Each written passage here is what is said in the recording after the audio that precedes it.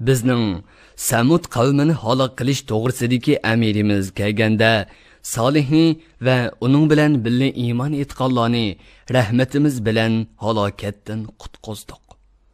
Ularni shu kunning rasvoligidan va xorligidan xalos qildik. Ey payg'ambar, Rabbing haqiqatan kuchlidir, hammadan g'olibdir. Uning kuch qudratining alomatlaridan biri uning zolimlarni halok qilib, mu'minlarni qutqizganligidir. O'ziga zulm qilgan Samud qavmiga qattiq ovoz yuzlandida, ular turgan yerida o'lib ketib qoldi. Ular tez halok bo'lib ketganlikdan go'yo o'z diyorida yashamagandek bo'lib qoldi. Bilinglarki, Samud qavmi Allohning oyatlarini va mo'jizasini inkor qildi. Samud qavmi o'z qilmishi sababli Allohning rahmatidan yiroq qilindi. Bu nima degan cho'ng baxtsizlik.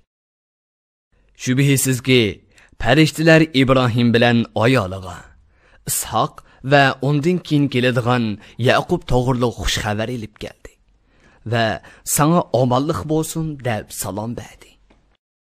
Ibrohimmo sizlarga omonlik bo'lsin deb salomni ilik oldi.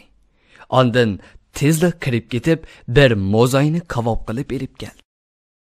Ibrohim ularning kavobga qo'l uzatmayotganligini va faqat yemiganligini ko'rib, ulardan g'alatilik his qilib qo'rqib qoldi. Shundaqdimi ularga bilintirmadi. Farishtalar Ibrohimning qo'rqib ketganligiga qarab, qo'rqmag'in. Biz Rabbingning Lutning qavmini halok qilish uchun avatgan farishtalarimiz dedi. Ibrohimning ayoli Sora perdining orqasida ularning gapini anglab turardi. Anlaganlarga ajablanib kulib ketdi. Biz farishtalarimiz orqali uningga o'zining tug'adiganligi va bolasining ismini Ishoq qo'yadiganligi, Ishoqning o'lik o'choqliq bo'lib Yaqub ismli o'g'li bo'ladiganligi haqida xush xabar berdik. Sara o'zining tug'adiganligini anglab, "Viyey, men bir mo'may tursam, erim bir bovay tursa, men endi tug'amdaman. Bu haqiqatan qiziqish-ku" dedi. Farishtalar uningga, "Allohning qudratiga hayron qilyapsan. Allohning rahmati va barakatlari sizlarga bo'lsin, ey uy ahli. Sheksizki, Alloh barliq sifatlarda va ishlarda madhiga loyiqdir. Ulug'lashga sazovardir" dedi. Ibrohimdan qo'rqinch yo'qolgan va Ishoq bilan Yaqub to'g'rida xush xabarni anglagandan keyin u biz avatgan farishtalar bilan Lutning qavmi va ularning halokat xabarlari to'g'risida munozirlashga boshladi.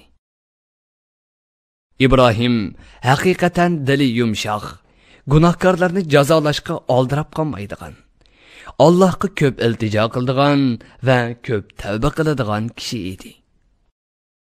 Farishtalar aytdi: "Ey Ibrohim, Lutning qavmi to'g'riliq munozirlashdan va ularga ish og'irtishdan voz kechgin.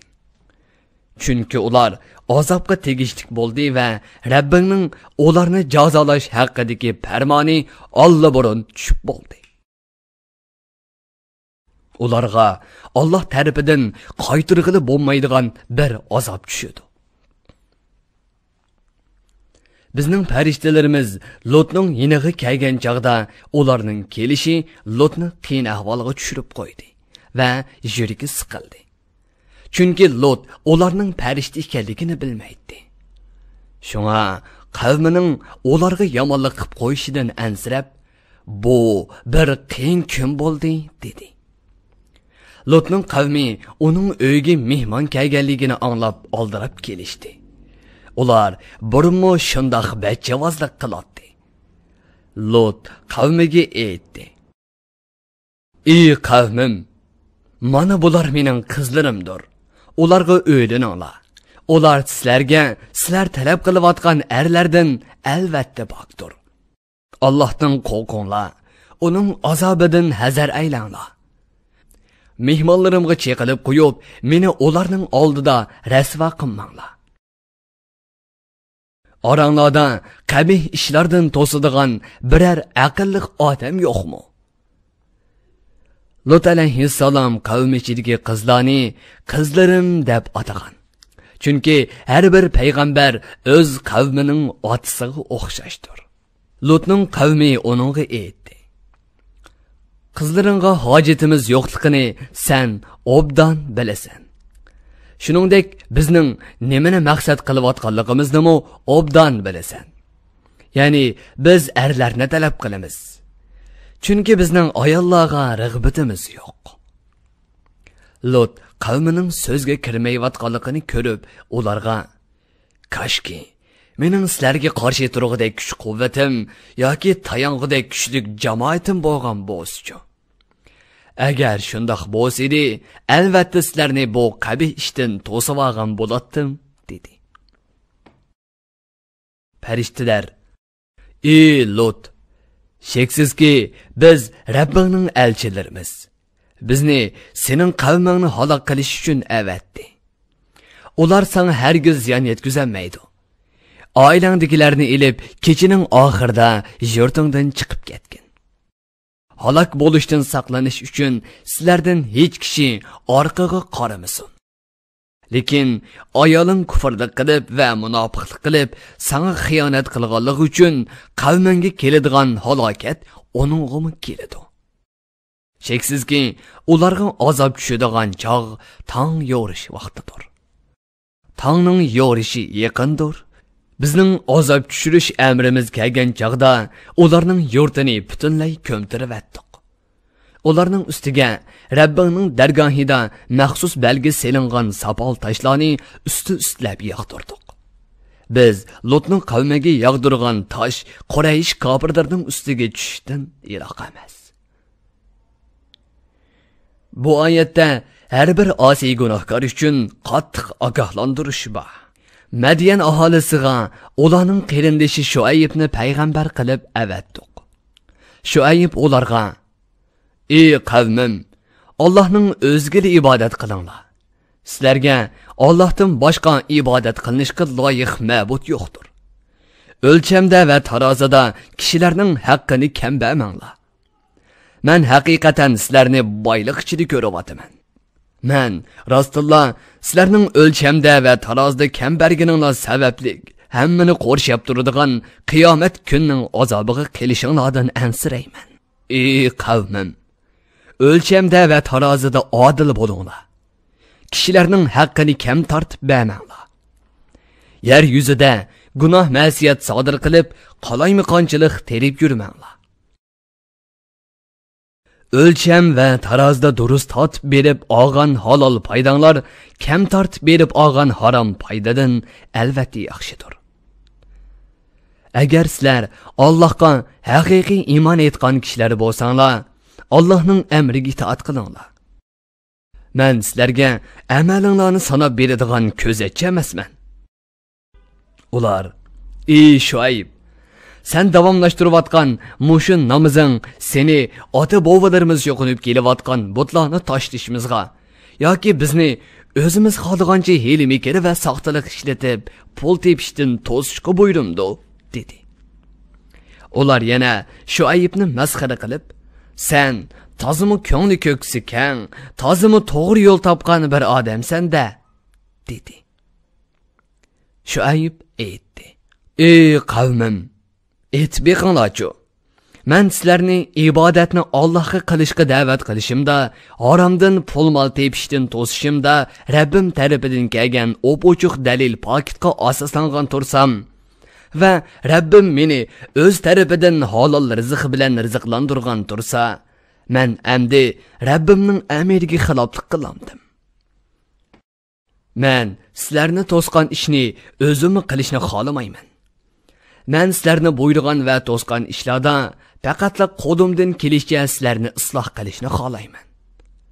Mening sizlarni isloh qilishda muvaffaqiyat qozonishim faqatla Allohning yordami bilan bo'ladi.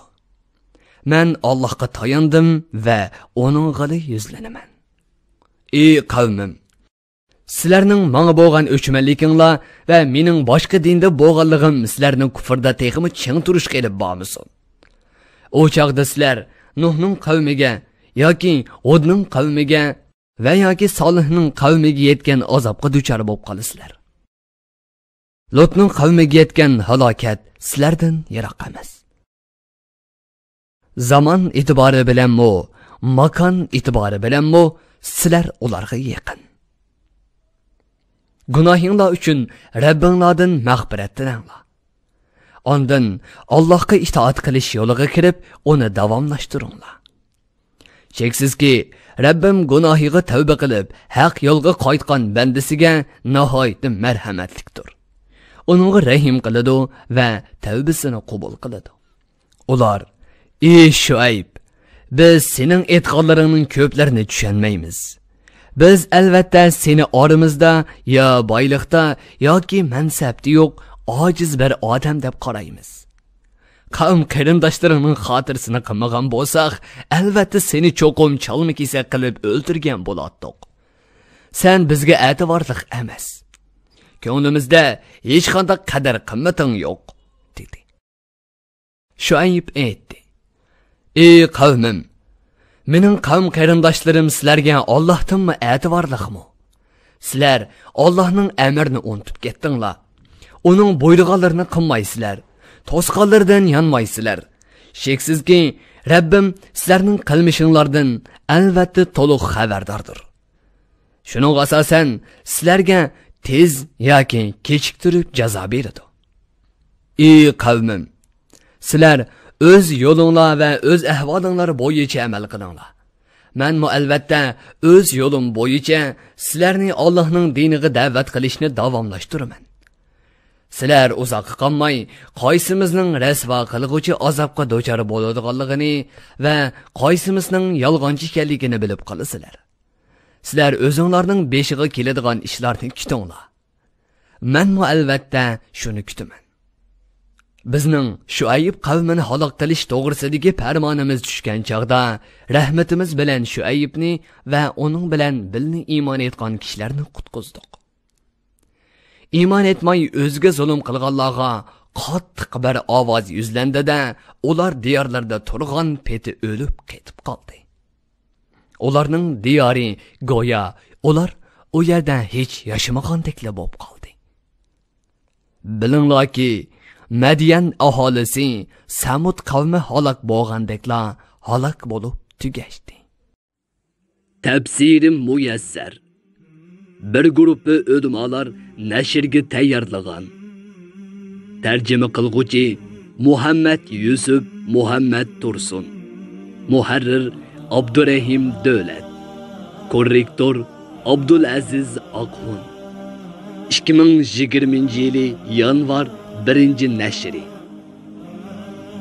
Teklimakan Uyg'ur nashriyoti tarafidan nashr qilingan. Mikrofon oldida İmran Abdug'ani Sadai. Bu asar avlod detallarida tarqitildi.